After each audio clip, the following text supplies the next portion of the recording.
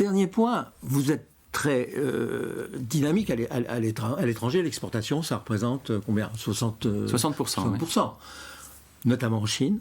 Oui. Est-ce que le contrat de confiance qu'on pouvait avoir avec les Chinois n'a pas été un peu fissuré par la crise du Covid, là ?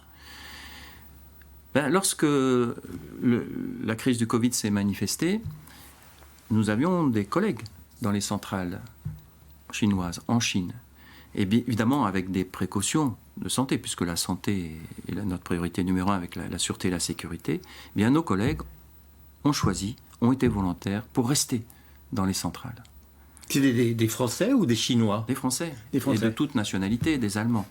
Et les équipes de Framatome sont restées mobilisées partout dans le monde, en France, mais partout dans le monde, pour assurer la maintenance des réacteurs.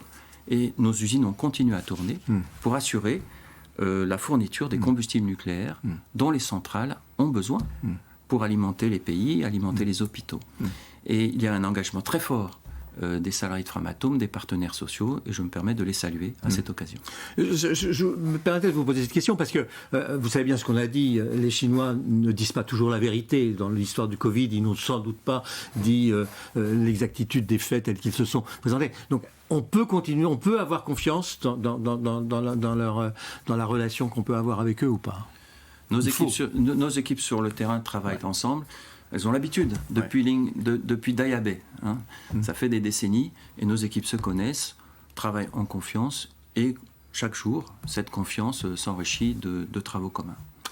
Ça s'appelle Framatome. Alors il y a un site internet qui est très fourni, avec beaucoup d'informations. Il y a des informations aussi sur le site de Forbes. Merci beaucoup. Merci. À bientôt.